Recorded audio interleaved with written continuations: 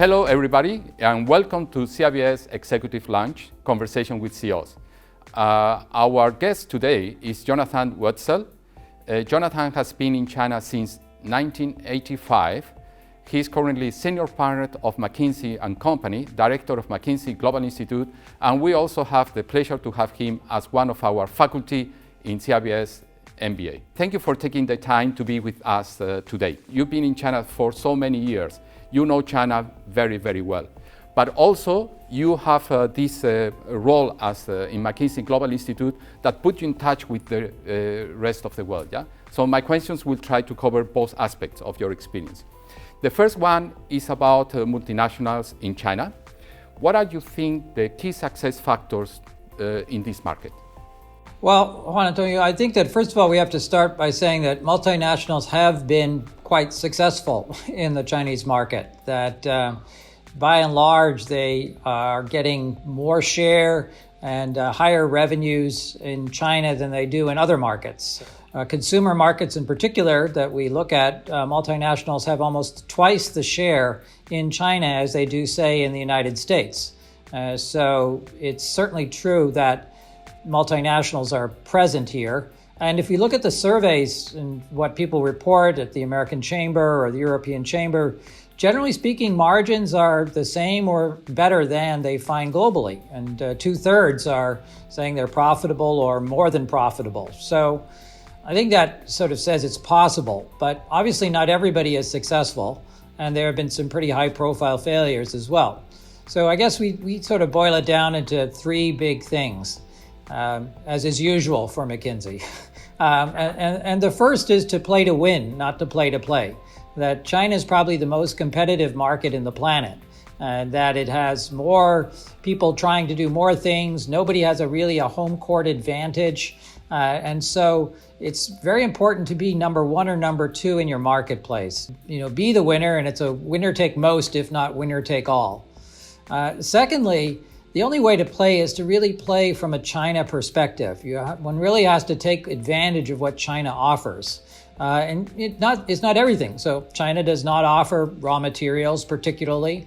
China is not still yet a land of the super rich. But what China has to offer is, first of all, labor, and importantly, not necessarily cheap labor, but increasingly skilled labor.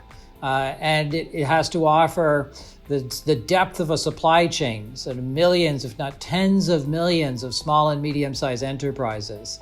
And finally, China has scale. China has scale and speed.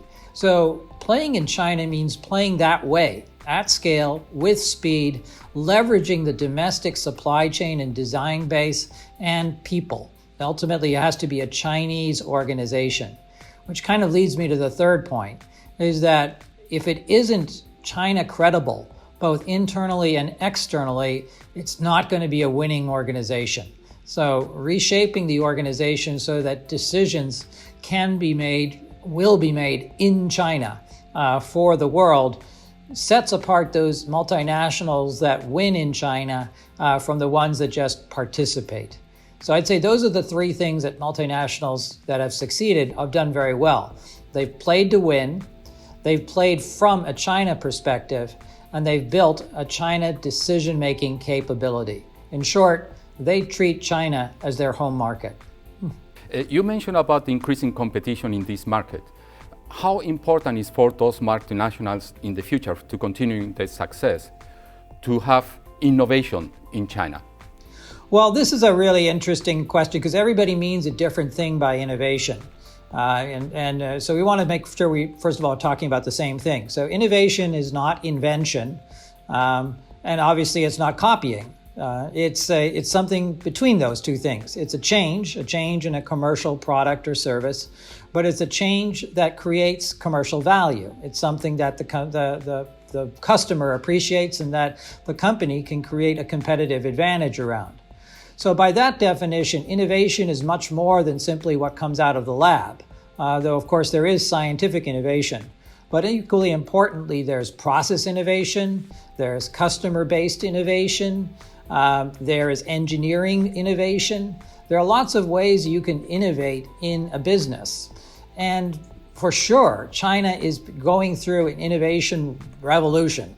And we see it obviously in the consumer-based innovation first, in that China is one of those places where if you can imagine the consumer would want it, they probably do, and they want it at scale and they want it now. So consumer adoption is incredibly rapid here. As a result, internet businesses have taken off.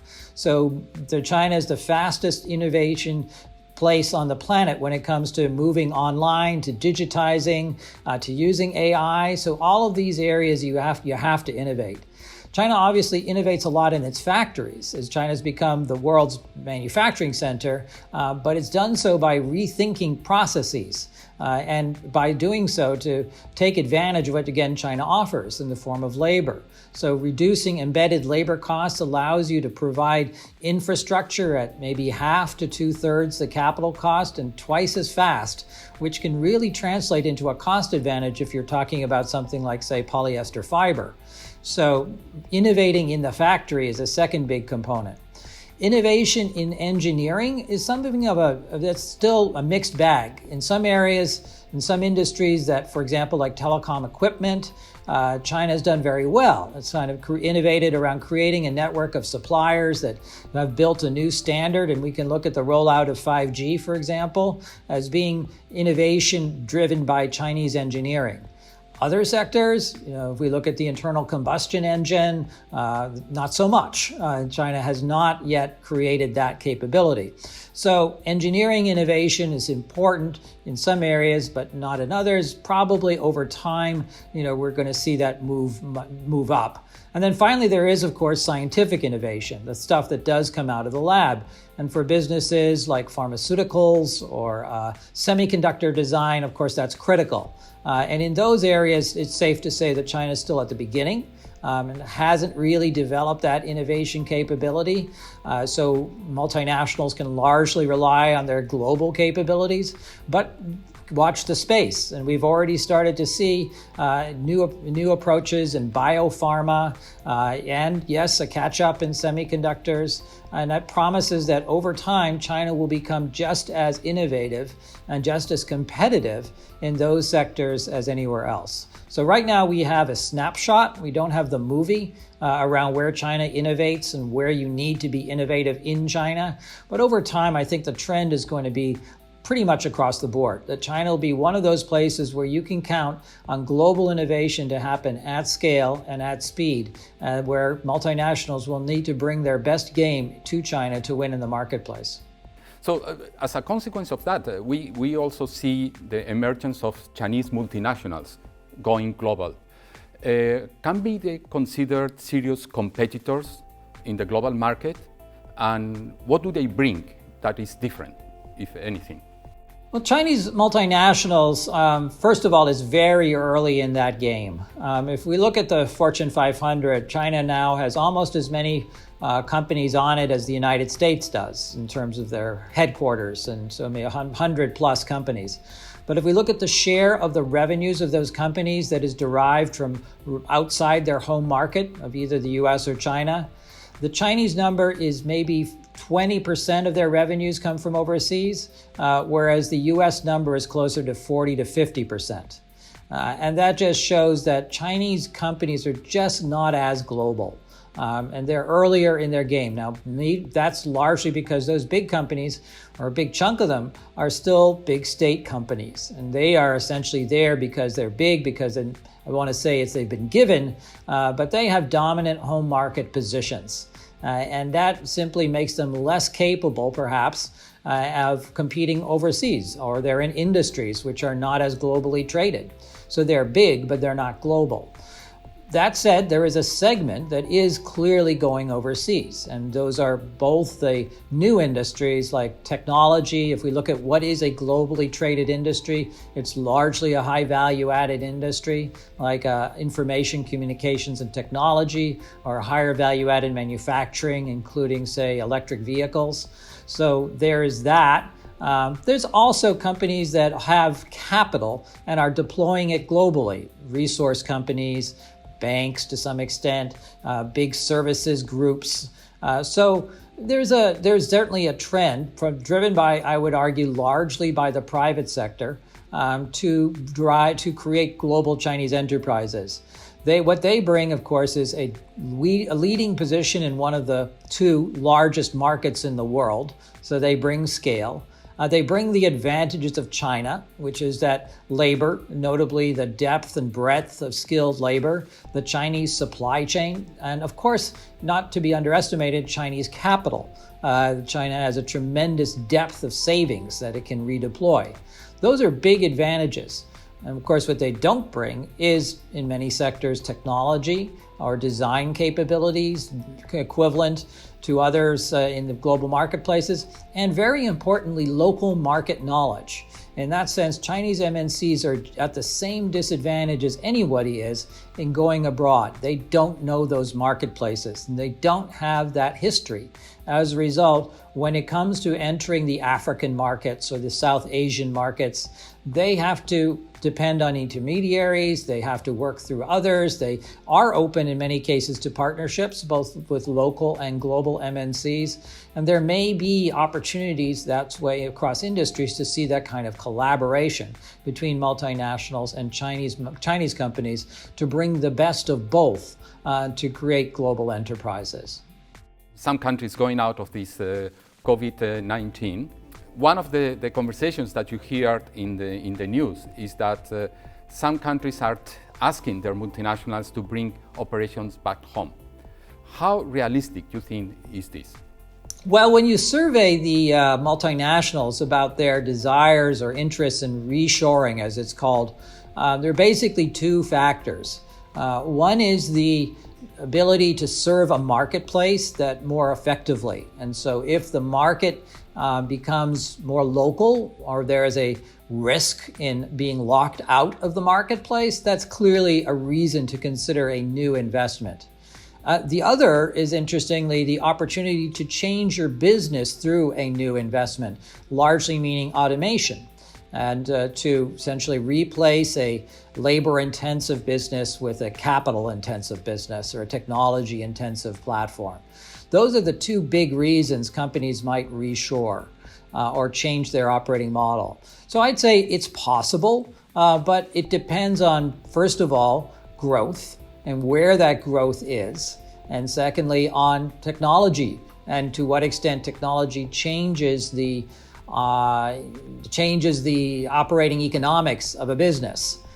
What we've seen so far is relatively little reshoring. First of all, because people are in China for China.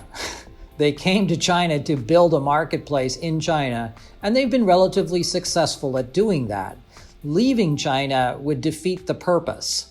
So the majority of revenues, of investments made by multinationals in China are to serve the Chinese marketplace. And that's for the first point about why would you reshore to serve a market? Well, clearly, if you want to serve the Chinese market, you shouldn't move away from it. The second issue is really, where is it a better place to invest? And that's where we get to innovation, the role of manufacturing and the incentives for it, the ability to leverage that supply chain. Again, China has a lot of advantages which are very tough to beat. Not impossible, but it is competitive. And that we can see with the government's investments in infrastructure and their very rapid and ongoing increases in productivity, in digitization across industries. China is still moving forward to become a more technologically capable, highly automated manufacturing center and to upgrade over time the quality of its services through deregulation and more competition. Now, how fast it will do that, that's of course open to doubt. And that might be everybody's question. How quickly will China continue to upgrade so that it makes sense to reinvest in China? How fast will the Chinese marketplace grow compared to other areas in the region or globally?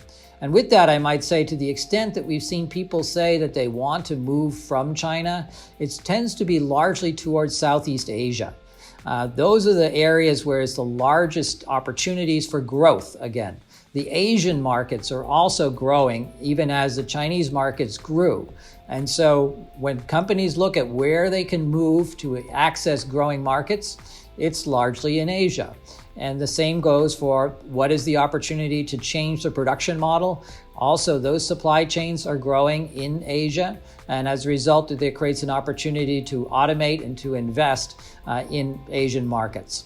So be careful what one wishes for. If we were to ask everybody to reshore, ultimately what we're saying to them is that A, we expect a big market to appear domestically, and so that better show up, and B, that we're prepared to help companies automate, so we may or may not get the jobs that we expect from that. I mentioned before that you, among the other things, you are also director of McKinsey Global Institute. You produce fantastic reports. I know that because I read them. So my question now is about globalization. You know that as a consequence of this pandemic, we have to rethink globalization. Well, as I was saying, Antonio, I think that we are going through a change in the nature of globalization. I wouldn't know whether we can rethink it because it's changing whether we think about it or not. But we have to reimagine what we mean by that, in the sense that it's clear that global trade in goods and services has overall plateaued as we measure it since the financial recession of 2009. So since then, as a share of GDP, it's been pretty flat. It's grown in absolute terms, but flattening overall. And of course, with the 2020 events, it's going to take a dip again. That said, if we look at what's going on and why that's happening, a really big part of that, first of all, is China. And that it's simply saying that China has become more Chinese. So the share of growth that was generated in global GDP by Chinese trade was much higher 10 years ago than it is today. Why is that? Well, simply put, Chinese companies no longer export as much as a share of their production as they did before because the domestic market has grown faster. So in electronics or PCs, for example, back in the 2000s, the average producer might have exported 50% of their revenues. Today, that number is down to about 20%, which again, is not that their revenues have shrunk. On the contrary, they've grown by orders of magnitude practically. It's just the domestic market has grown by that much more. The other part of it is that China used to import a lot of intermediate goods, and it still does. But over time, the share of those of the imports in their intermediate goods has gone down as the domestic supply chain has become more capable. So the deepening of the domestic supply chain has meant an increase in the value added in China. Once again, China has become more Chinese. So the first thing to realize is that a lot of what we called globalization we imagined was somehow a shipment of low-cost Chinese labor to high-value Western markets is basically wrong. Most of the trade is not that. Most of trade is in fact trade in highly specialized components in a very big global supply chain. If we look at your average high technology item, a computer again, to take that, imagine that it crosses the components in that cross borders 20, 30, 40 times, going back and forth based on where you find those specialized skills. That's what's being traded. And so as we see, first of all, China has become more Chinese, so that's put a damper on things. On the other hand, components have become more complicated, more specialized, and that's pushed trade up. So there are two things going on here. Finally, technology. Technology is taking the place through services of a lot of the value that we previously attributed to manufacturing. So we don't measure that very well. And if we look at the value of bandwidth, or if we attribute a value of data flows, it almost it's a huge number. It's in the trillions. And that has grown by 45 times over the last 2 decades. So I would say, on balance, globalization is still happening. It's just looking different. It's really about high value. It's really about services, importantly. And it's increasingly, our final point is about Asia again. That the biggest portion of trade that is growing is intra-Asian trade. So today, Asia is growing up as a region. It's almost as connected as a region as Europe is, which is amazing. So that's where we see globalization happening, is in that intra-Asian, that intra-regional trade. What is the future for the multinationals in China? There's still a future for them? And if so, what do they have to do? I think there is a future, and I think the future is actually relatively bright, but it's going to take work. It's going to take investment, particularly, but it's also going to take a lot of productivity and innovation, because the future, very simply, is the Chinese consumer. The Chinese consumer is the single biggest growth driver for the planet, and it wants what it wants. We don't actually know what that means. Nobody's seen 1 billion people in Chinese cities before. And so we're going to see some wild innovation. It's a young consumer. It's a consumer that is highly digital. It's adaptive. It's hungry. And it's fast. And so that's the opportunity for multinationals. And that goes all the way back through the supply chain.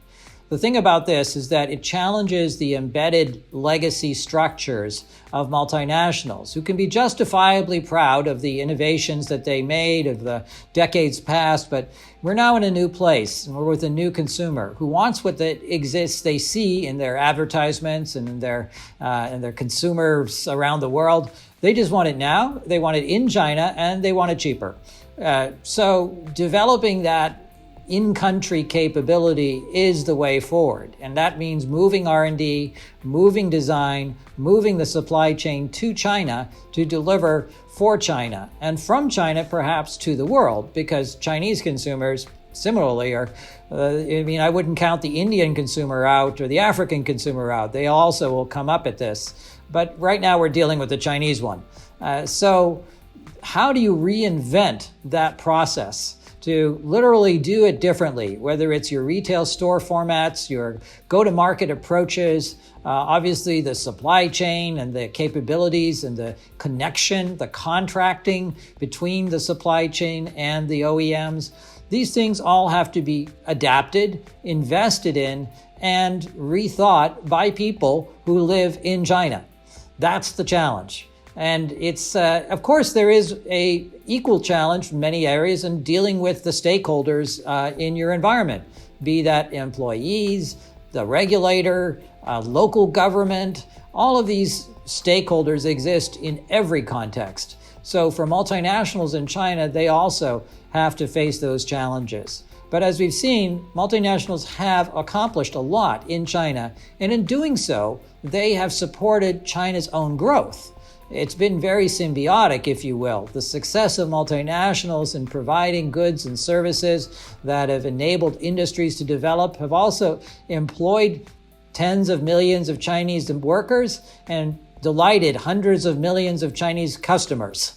So these things have gone together. And if China wants to continue to see workers employed and customers delighted, there is a role for multinationals. Multinationals simply have to invest to be there to get it.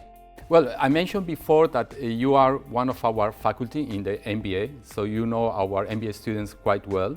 What advice do you have for young executives to develop their careers in or with China?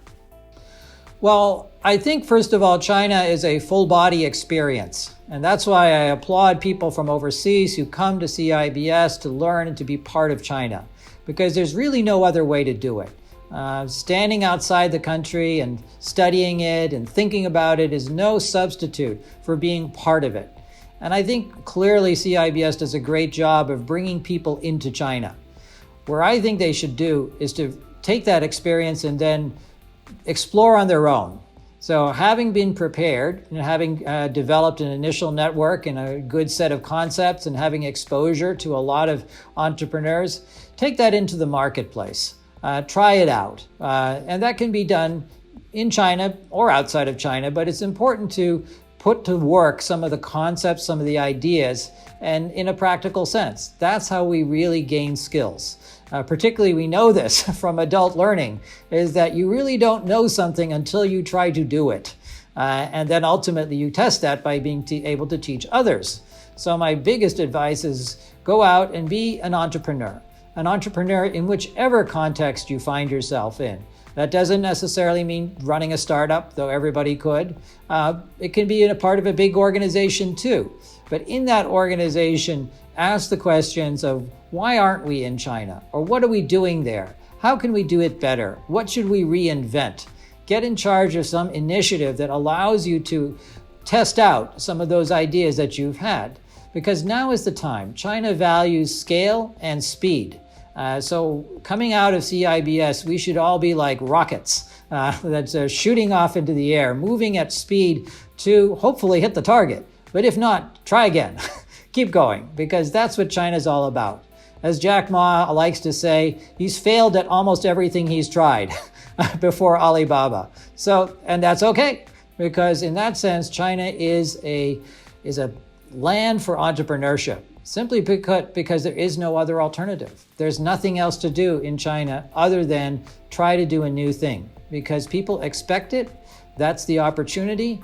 And if you stick with the old way of doing things, you'll be left behind. So try a new thing, be an entrepreneur, engage and build. That would be my hope. So thank you very much, Jonathan, for your time and sharing with us your experience, your suggestions, ideas. We really appreciate that. Thank you, Juan Antonio. It's been a pleasure.